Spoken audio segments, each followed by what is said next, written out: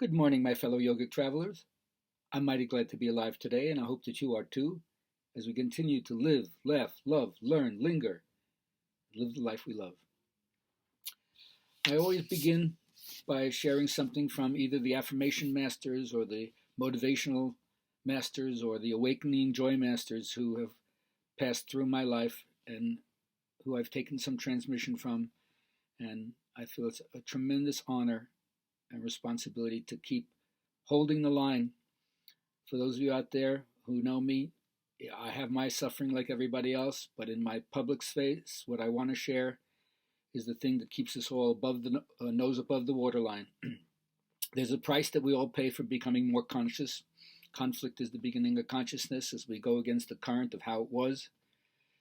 And you just get to the point where we can't pretend that we don't know any better. We see the choices that we've made have brought us misery or unhappiness, and that's when we're ready to move in a new direction. We understand that karma, cause and effect, you do stuff and unintended consequences because we chose out of ignorance or confusion. We can't get away with anything. But facing our karmic consequences, it's a humbling action, but that's the process of waking up. So first, of course, I want to resolve not to cause any more pain to myself or anybody else, because if I'm stuck in self-condemnation or guilt or shame, our capacity for joy is limited.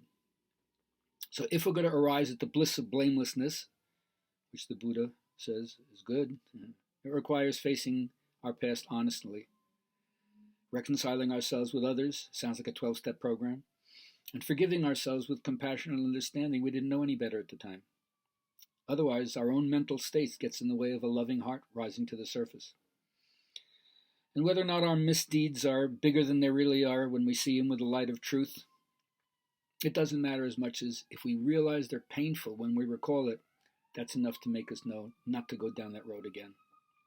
So yes, it's a good sign that we're different people now, not capable of hurting people or ourselves in the same way. So even if the past unskillful actions replay themselves in your mind when you sit and meditate, it won't drag you down into any kind of bottomless pit of shamefulness. And then we're on the upscale.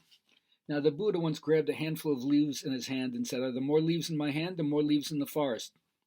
And the whole congregation said, "More leaves in the forest, sir." He says, "Well, what I know compared to what I teach you is the leaves in my hand compared to the leaves in the forest. But just what I'm going to teach you is enough to help you get free." So in the same way, the few things I may say here, it's a small amount compared to all the things that I'd like to share with people, but it's enough to get you started, to jumpstart you, to get you on the path, get you on the way, and keep yourself committed with vitality. Another way of saying that is it's really about educating your own imagination. I'm sorry to say that one aspect of the United States is that we maintain hegemony all over the world through military force, not through creative imagination, to really show people what the ideal of democracy could be. And it's really based, as Jefferson said, on the mental acumen of the people. And we have so many people who are dumbed down in our culture right now. It's really hard to know how can we unite everybody and overcome the division and separateness. Well, if we don't have an education of imagination, we lack vision. And like it says in Isaiah, people that lack vision perish. So that means without imagination, we have a poverty of expectations. How do you educate imagination? Well, through mythology and fairy tale. Without it, we lack that capability. The Platonic ideal in the Greek tradition was intended to raise ideal citizens.